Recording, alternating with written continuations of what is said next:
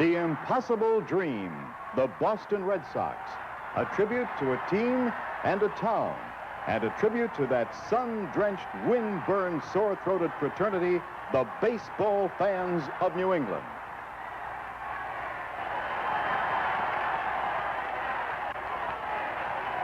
In this jet age, when you report baseball, you come to know airports.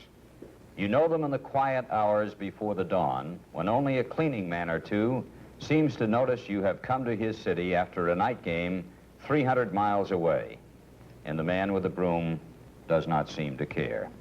Or you know the airport bustle of the late afternoon as you crowd your way toward the airplane after an afternoon game in Detroit, on to California, and a twilighter tomorrow.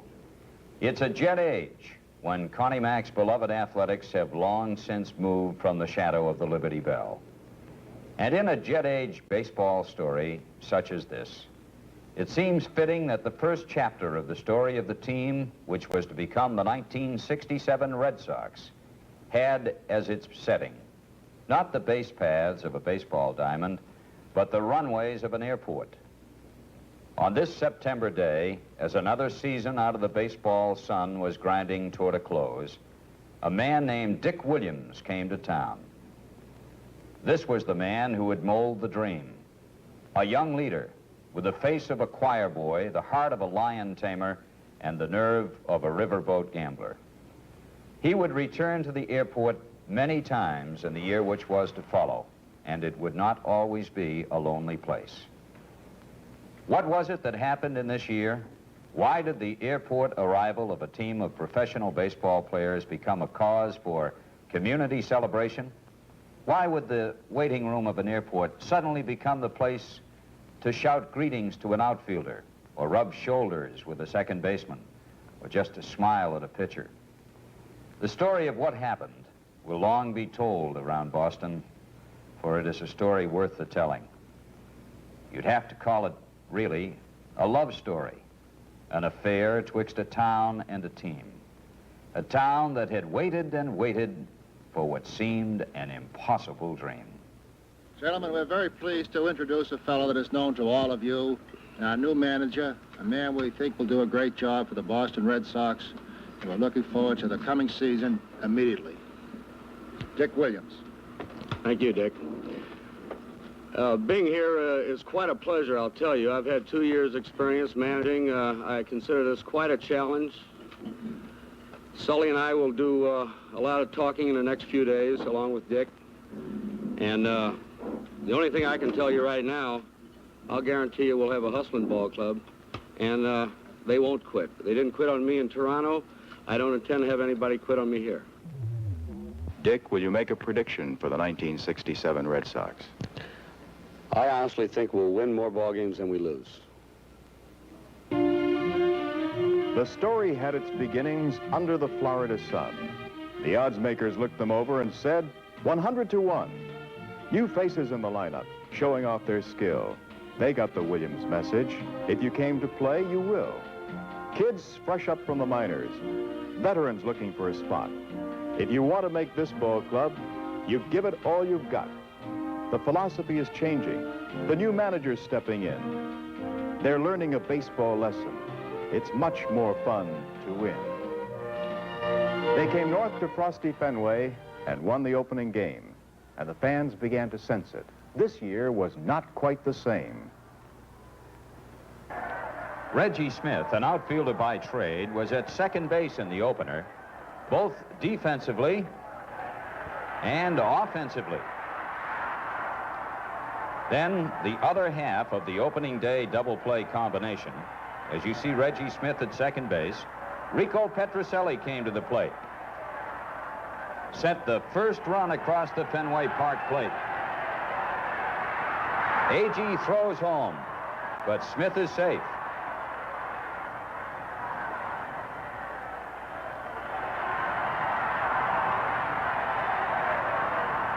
Petrocelli, the fan shouted, "Come on, Rico kid, put it in the nets," and that's exactly what he did.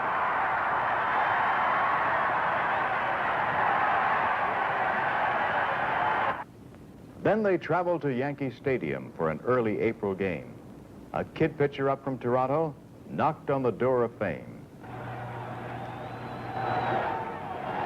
Rohr winds. Here it comes. Fly ball to deep left. Yastrzemski is going hard. Way back, way back.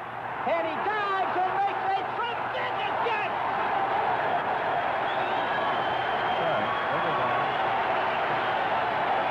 One of the greatest catches we've ever seen by Yastrzemski in left field.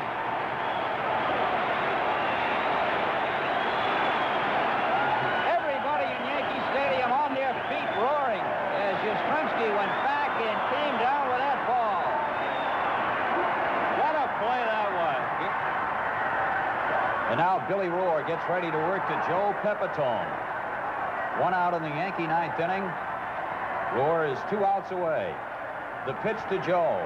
Inside for a ball. Yankee first baseman waiting on Rohr. Russ Gibson working back of the plate. Fly ball toward right field. Conigliaro. And 2 out in the Yankee ninth inning. Tension at Yankee Stadium now as Elston Howard stands up there. The count works up to 3 balls and 2 strikes. The Red Sox dugout on edge. Rohr looking in to get the sign from Russ Gibson. The scoreboard tells the story. The pitch to Howard, hit into right field. It's a base hit. And the no-hit try is broken up as Howard on a 3-2 pitch with 2 out in the ninth inning singles cleanly into right field. Rohr now ready to work to Charlie Smith, the Yankee third baseman. Young left-hander. Getting set. Howard at first base, Scott holding at the bag against him.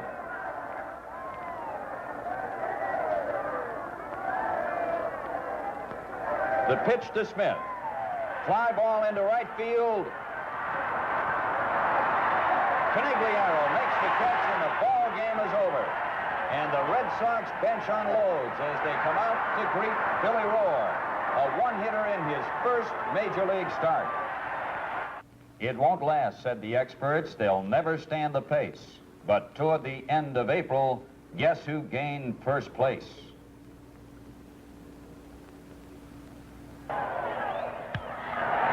Base hit to right. Here comes Tony. Here comes George.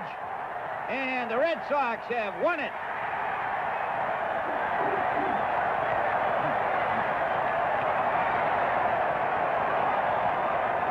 In 15 innings, the Red Sox pull it out 11-10 and go into a tie for first place in the American League as Jose Tarnabul is mobbed by his teammates going off. As April's days stretched into May's, there were new bridges to be crossed, but they kept their manager's promise. They won more than they lost. Now the fans began to talk more with each victory that was won. It was more than just a slogan. Being there was twice the fun. Remember that day against Cleveland? Base hit for Jones.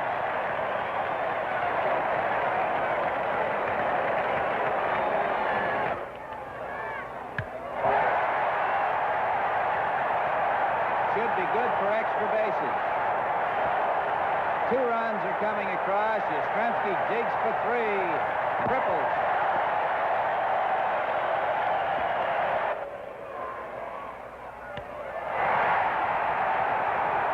It is deep. It is gone.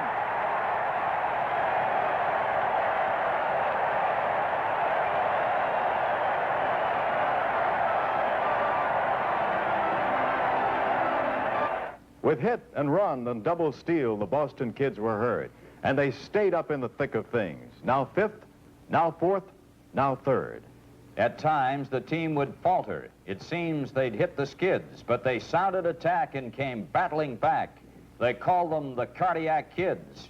Take that night in June, for example. They were scoreless for 10 innings, then Eddie Stanky's White Sox pushed across a run on the top of the 11th. Joe Foy got a single, but there were still 2 men out. Then Glory B. Tony C. unleashed a mighty clout. The ball, it soars. The crowd, it roars. A towering home run. As teammates wait at home plate, we've won it 2-1.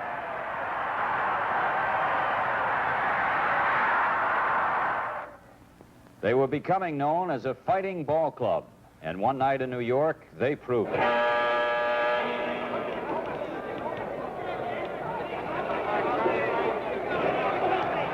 in the air into short left field. Yastrzemski making a long run. Watch out, Carl. He makes the catch.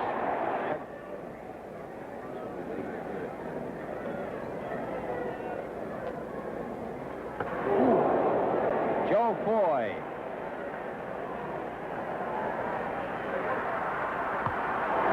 Another base hit for Carl. Here comes Andrews to score. And the throw is going into second. It is 5-0.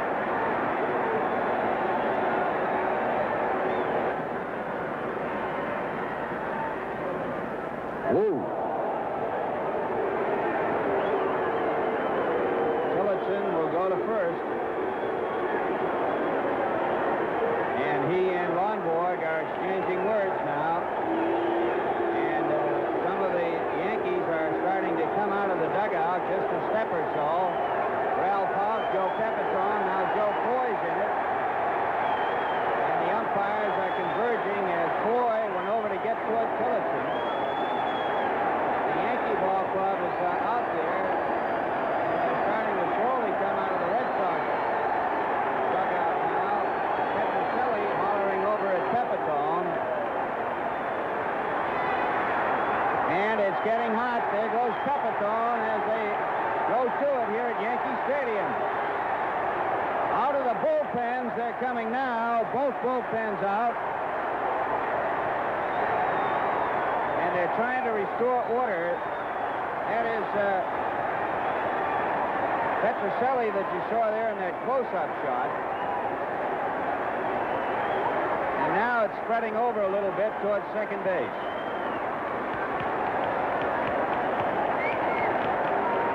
Thad Tillotson, hit by a long board pitch, said something to him, and Tillotson, of course, had hit Foy. And then Foy started saying something, and you could see some of the Yankees coming out, and from that point on, it started. Then it's back to baseball, and Lonborg hasn't lost the touch. He fans Horace Clark. Free call. And Smith had a base hit last time, but tried to stretch it into a double and was thrown out. There is ball one, and Smith now points out toward the mound.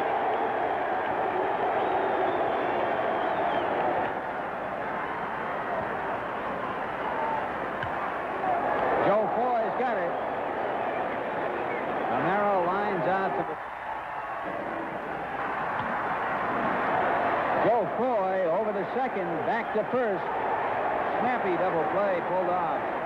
Tempers are a little high at the moment, though. Well, there's a... Gave him a shave on that one. Same type of hit. Smith, safe. Back to third. Out. Amaro making an attack. And Monboquette is going to argue on the play at first base. Bill figured they had it Conigliaro at first. And you can kind of tell, can't you? Now Ralph Houck is coming out to the first base umpire, Bill Haller, who is getting an earful from him. On the play, a run scored.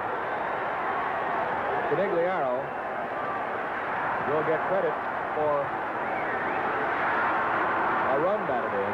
And now Houck is out of the game. The All-Star game break came, and this surprising team sent 4 of its players to the big game at Anaheim. Yastrzemski, Lonborg, Petrocelli, and Conigliaro. It won't last, said the experts. They haven't got the speed. But it's All-Star break. And for heaven's sake, we're just 6 from the lead. Then back to friendly Fenway. A hot streak in July. Pennant fever's setting in, and the fever's running high. One.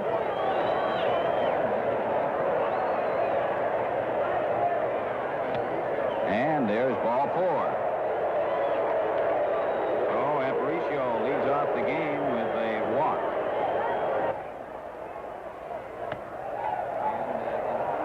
Ball 4. Snyder waiting on the call from Honachek. So the first 2 men are on for Baltimore.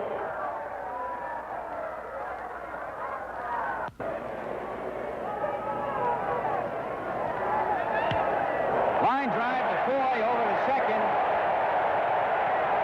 And on to first base. A triple play. A lesson in how to tame a tiger. Base hit in the right field. There's Jim Lonborg feeling it, throwing it in, and Reggie Smith starts it off for the Red Sox. The big pitch. Slammed in the left field. Willie Harton can't get it, takes it on the hop. A base hit for Mike Ryan. Reggie Smith moves up to second base. The Red Sox have 2 on now with nobody out.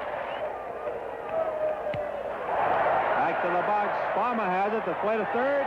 Not in time. And the ball gets away from Don Wirth. Bounced over Wirth's head in the left field. Reggie Smith comes on to score. The ball gets away from Harton, and now Mike Ryan.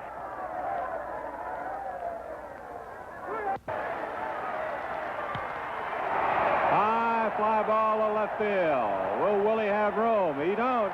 It'll into the netting for a home run. 1-1.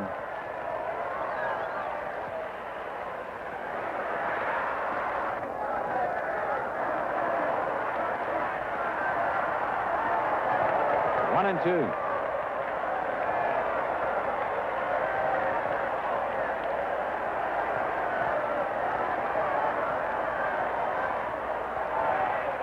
And he strikes him out to end it. Another strikeout for Lyle. The next night, they ran the tiger ragged.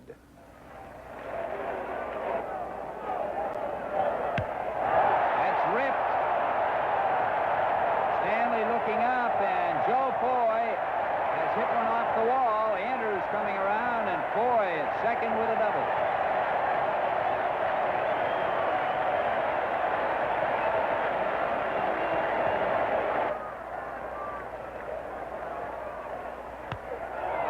Changeup, fair ball. Foy coming around. He'll score. Yaz trying for 2. And Northrup has trouble as Yaz turns second and holds at second base. Foy is home to make it 2-0. Yastrzemski was breaking with a pitch, and he scores, and Scott is on first. And it's been a double play. Well hit to left. And that's going to be a great catch by Yastrzemski. You saw it, and that is out number 3. You can win them in your own yard. Can you win them on the road? Just watch them go. 10 in a row. The whole team shares the load. As the team heads on the road trip, each fan sings the song. Through the broadcasts and in spirit, please take me along.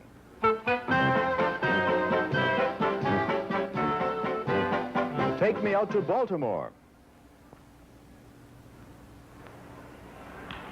Well stroked to left field. That's fair ball, and that is going to be gone. A home run for Andrews. What a shot. Mike Andrews puts the Red Sox ahead with a 3-run homer. His 4th of the year. Runs batted in 19, 20, and 21, and he'll get quite a reception from Reggie Smith and Mike Ryan. And watch him as he goes to the dugout.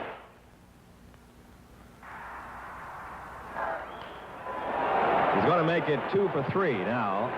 Into the gap, and a ground rule double as it bounces over the fence. Foy is starting to hit. Well hit to right field. Blefrey will not be able to get that one. is bounding past him on the carom for extra bases. 2 runs have scored. Tony's trying for 3, and he's got them. A triple for Conigliaro to the opposite field. Here's Conigliaro with a double and a triple and 3 trips. And this one may go for at least 2, maybe more. Tony going around second base. Here's the throw to third, and he is safe at third base with a triple.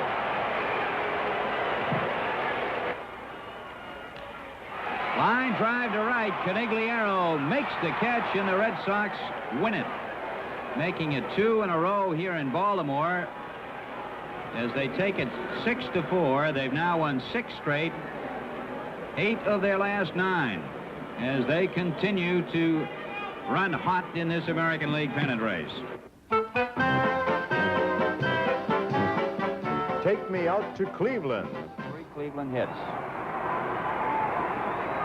Yastrzemski calls off Adair and makes the catch.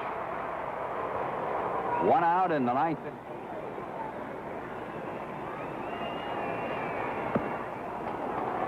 Horton is out, 2 down in the 9th inning. Line drive toward Thomas.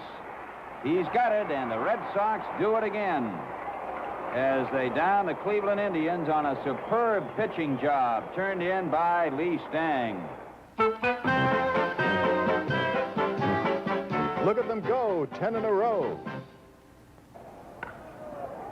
Long drive to left center. Davalillo is back to the fence, and it is gone for a home run. Conigliaro puts the Red Sox on top 2-0. This may be good for a couple. May after the ball, and Adair going around first and on to second. Easy double for Jerry Adair. And with the bases full, Joe Foy is up.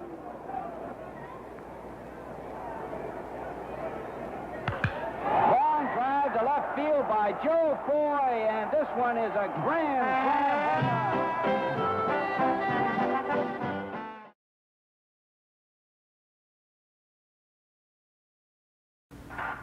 As the season lengthens into August, the Red Sox refuse to fold. The pitching comes through to pick them up whenever their bats grow cold. Sure, the Tigers lead. Chicago has speed, and the Twins still have Oliva. But with Yaz and Scott and what we've got, just feel that pennant fever. Then one August night, the kid in right lies sprawling in the dirt. The fastball struck him square. He's down. Tony's badly hurt. The doctors say he'll be okay, but he won't be back this year. With Tony through, what can they do?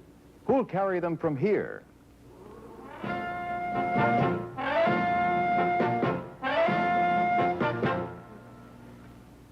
Yaz comes through. Mike Andrews, too. They're winning them with style. Lonborg and Bell are pitching well. And there's Wyatt, and there's Lyle.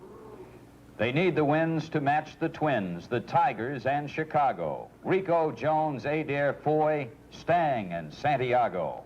No one player does the job. Each day a different hero. The comeback against the Angels after trailing 8-0. There are 2 men out now in the 9th inning for the California Angels. Ground ball to Adair. Over to second. This Sunday's hero gets the final out in a doubleheader sweep. It was Adair's 8th inning home run, which climaxed the comeback, gave the Red Sox a 9-8 second game win after they trailed 8-0. Then there was that big weekend in Chicago.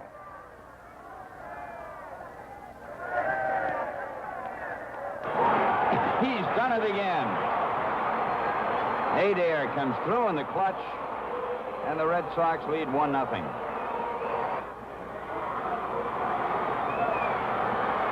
Yastrzemski makes the catch. Goes to the opposite field, maybe trouble. Colavito won't be able to get it. Bouncing toward the wall. There's Rocky digging it out. And the throw coming in, it's going to be a triple for Ryan. A run batted in as Andrews scores. Popped up, Rico Petrocelli and Mike Andrews, and it is Mike who's got it. And the Red Sox are on top again. The next day, the little fellow in right threw a strike you had to see twice to believe. Here's Berry. Lines one to left for a base hit. And is into second base with a double. Ken Berry gets the first pitch and lines it past the glove of Adair at third for a double.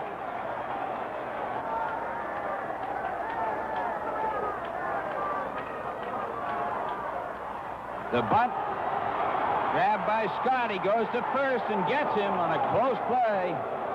George looked toward third and then saw he didn't have it, so he went over to Andrews covering first. Is getting the call.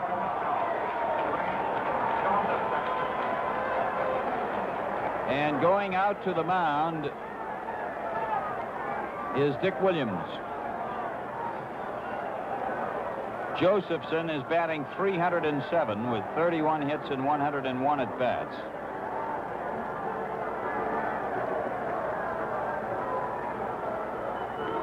And he is going to make the change here and go to Wyatt. Well, Josephson's up there, and the Red Sox infield is in with one out and the runner at third base in the ninth inning.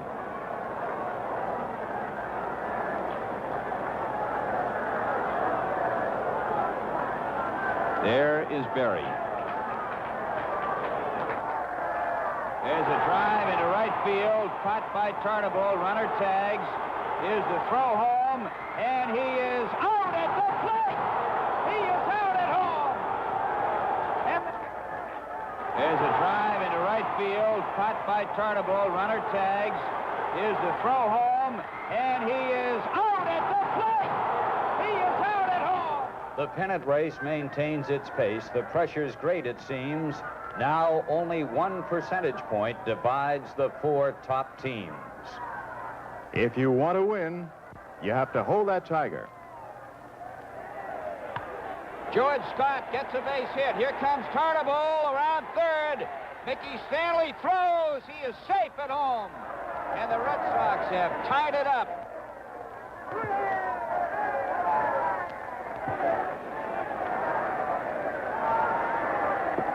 The pitch gets away. Here comes Yastrzemski, and the Red Sox lead 3-2. Scott moves to third, and Jones goes to second.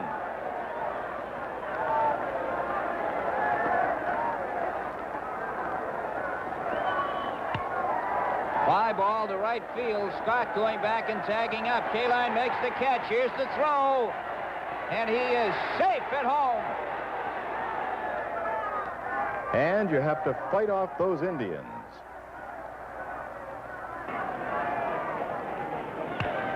Well hit toward left center. It is out of here. Home run, number 41 for Yastrzemski.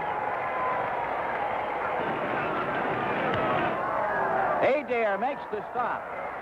Throws to Scott for the out. Another sparkling play by Jerry Adair.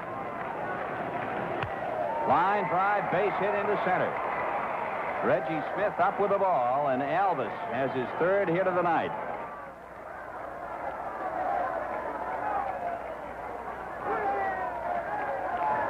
Ground ball to Petrocelli, hits slowly, throws to second for one, back to first. Out for a double play, and the Red Sox end it. With a week to go, you have to cage the Orioles if you want to crack at the Cardinals. Louis Aparicio lifts a fly to Thomas in left. He's got it. The Red Sox have their 6th victory on an 8-game trip, and Jose Santiago walks off the field, the winning pitcher for the 3rd of those 6 vital victories. The days grow few. We're down to 2 at home against the Twins. We must win both. The dream is through if Minnesota wins.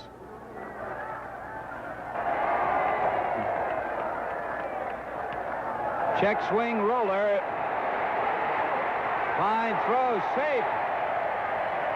Mike Andrews, checking the swing, has himself an infield hit, his 2nd of the day. With 1 out in the 7th, there is 1 on, and the batter is Jerry Adair. Klein, safe. Zoilo Versailles in.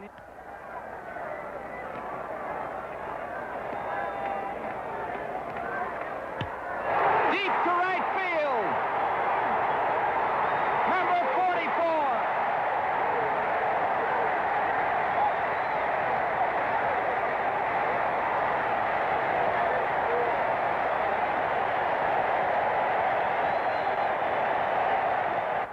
And now it's down to just one game. Win it or you're through. Just one more game to clinch a tie. The impossible dream come true. The standings tell the story. Tell it at a glance. To clinch at least a pennant tie, the Sox must beat Dean Chance. Dean Chance has pitched a 4-hit shutout so far. Good bunt. And he can't play it.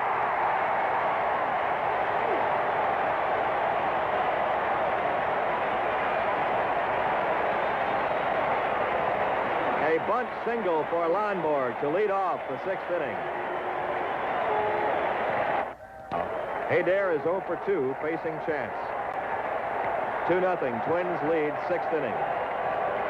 Crowd coming alive. And this is a base hit to center. Lonborg will hold at second. 2 on, none out.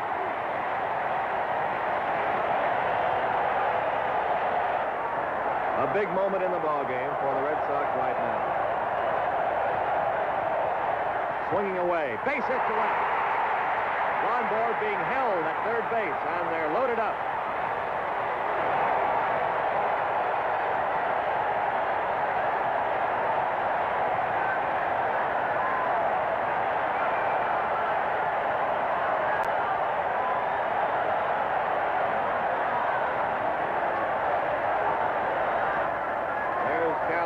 Twins bench, tight and tense, looking at the action.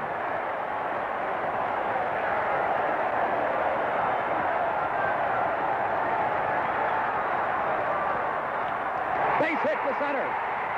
Lonborg scores. Adair will score. It's tied up.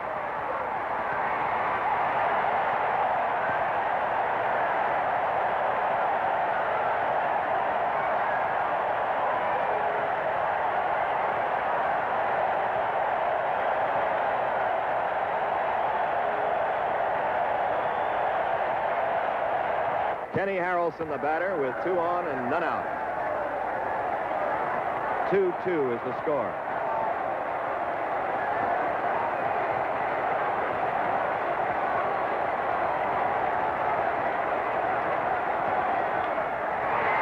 Yaz will go to second. A run will score. And Harrelson will leave now, and Tartable will run for him. Here comes Cal Irmer out. The Red Sox lead it 3-2.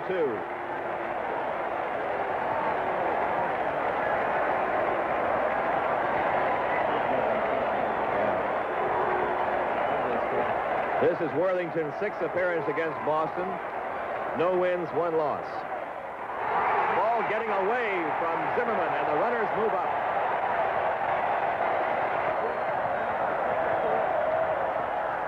There it goes, gets away. A run will score. 4-2. 1 out, 2 on. Killebrew has it knocked off his leg. That'll be another run.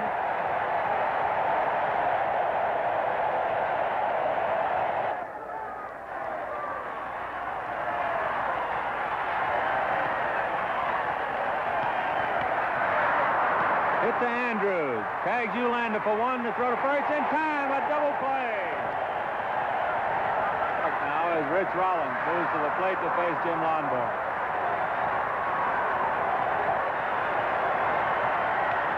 Little soft pop-up. Petrocelli will take it. He does. The ball game is over. The Red Sox win it. And what a mob on this field. They're coming out of the stands from all over.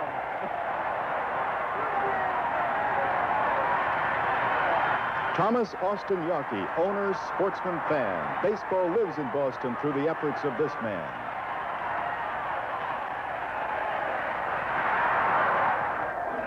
Tom, How do you feel at this moment? We honestly don't know anything beyond the fact that they have tied for the pennant. But That is correct. I feel terrifically thrilled about the whole thing, I'll tell you. I know that midway through the season you and I talked, and I asked you how you compared this club with your 46, and you said this one gave you a bigger kick. They gave you a lot of big kicks, didn't they? Well, I'll say they did, and as I think I told you then, this was a young club, and they came all from a long ways back. The 46 club was a veteran club. Came back from the service, practically all of them, and they got jumped off to a big lead. I think we won 41 out of our first 50 games. And I think this club was 3 games over 500, I think, at the All-Star break. So I don't think there's much question. I mean, whether this club gave me a lot bigger kick than the 46 club, although that was a big one, too. Does it make up for the 49 disappointment? Well, in this game, you have disappointments, and you're going to have them. But yes, I would say that it did make up for that at 48 and 49. Right. They were both close races, you remember. Well, you deserve it no matter what happens, Tom. You're a great credit to Boston, and it's always been a delight to know you. Well, it's wonderful to be here, and I'm particularly happy to be here today. Good. Thank you. Thank you, Don. What's this for? Do you have a child or something? Yeah, we're having a birthday. Yes. What? Light it up. Red all back. What can I say? What 7 for 8 in the final 2 biggest games of your life? You're too much. I was just trying best I could, Don, and I had something going for me. I wanted to win it for Mr. Yawkey. He deserved it. How do you account for having such a phenomenal year? I mean, is it just one of those things where you feel every time you go up that you're going to get a base hit? I just felt great physically. Felt confident at the beginning of the year because I felt so great physically doing all those exercises. I graduated from college last winter. I didn't have to worry about it during the winter time, going back to studies or anything. I had a winter to rest and relax, and I just felt great when I started spring training. It must give you, or are you used yet to being the superstar? I don't know, super. But I just feel great. It's great. Now all we have to do is sweat out that second game. But anyway, it's a phenomenal year that's been climaxed by at least a tie for the American League. Yes, it has. And knowing Mr. Rigney and the California Angels, they're going to give the Tigers a battle. They're going to give them a battle. And no matter what happens. It was a great year, and we're going to be battling the Tigers if we have to play them in a playoff. Good luck to you. Thank you, Don. Thank you.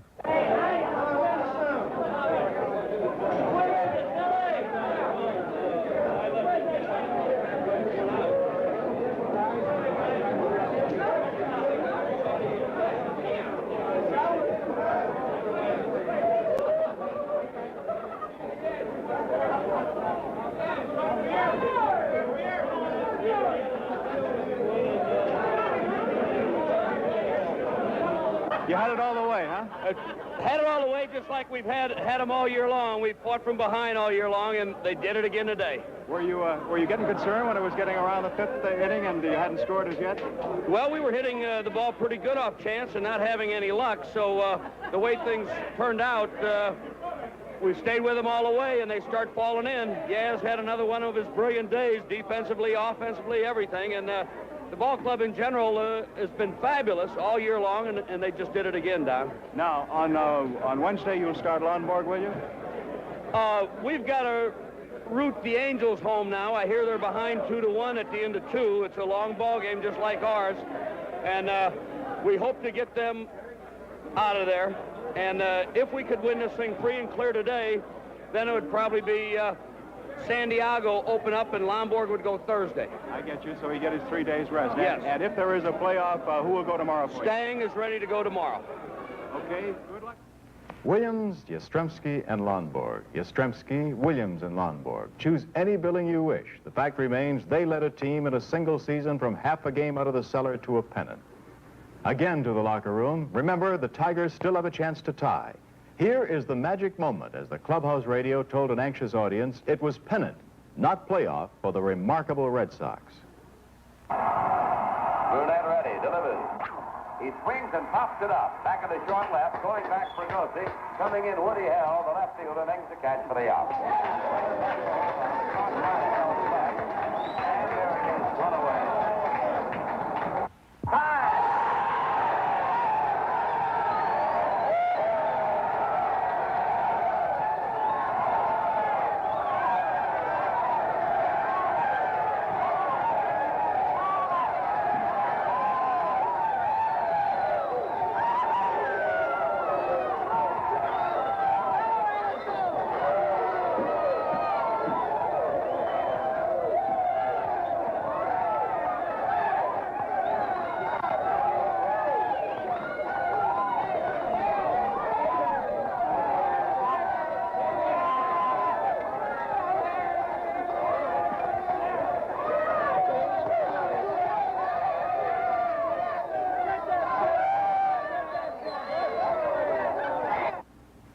So now the 1967 American League season was over. The impossible dream had come true.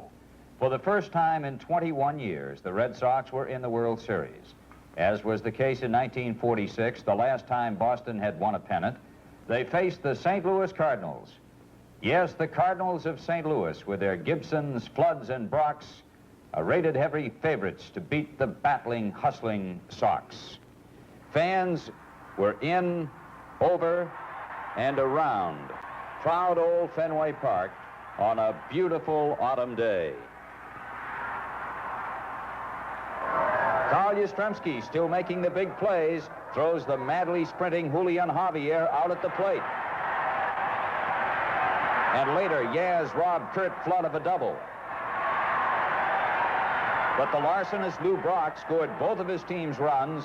He literally stole the game. And Brock's runs were enough for the overpowering Bob Gibson. The Cards won it 2-1. Lonborg and Yastrzemski led the way in the second game. Yaz hit 2 home runs. The first off starter Dick Hughes. The second, a 3-run wallop off left-hander Joe Horner. In his first World Series start, Jim Lonborg flirted with immortality. Curt Flood walked in the 7th inning, and he became the first Cardinal base runner. And Julian Javier made the only hit off Lonborg in the 8th inning, and the series was tied 1-1. On to St. Louis. Third baseman Mike Shannon turned slugger to account for the winning run with a 2-run homer in the 2nd inning against right-hander Gary Bell. Nelson Briles stopped Yastrzemski, and St. Louis won 5-2 and led in games 2-1.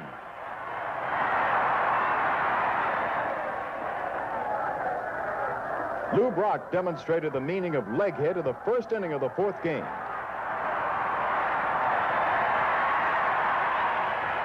When Curt Flood singled, the Cardinals had 2 men on against Jose Santiago, and Roger Maris, leading RBI man in the series, doubled to left. Brock and Flood sped home. Bob Gibson spun a shutout. The Cardinals had a 3-1 series lead. The Cardinals, they said, would do it in 5. But Ken Harrelson drove in a 3rd inning run.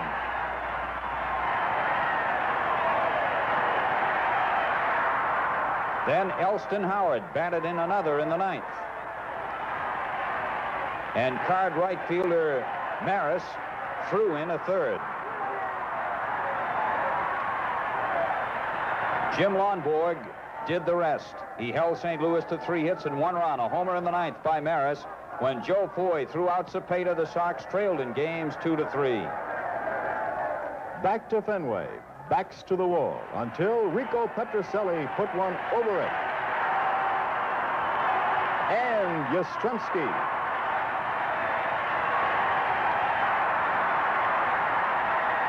And Reggie Smith. And Petrocelli again. The long ball had brought the Red Sox a long way back, all the way to a 7th game.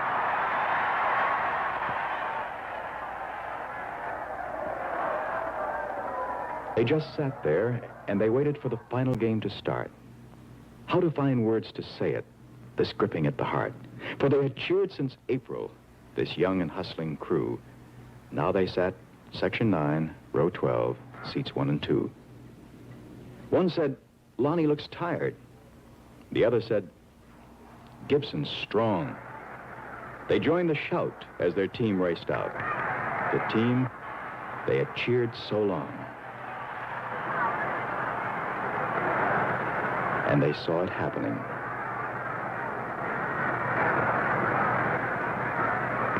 In the October sun.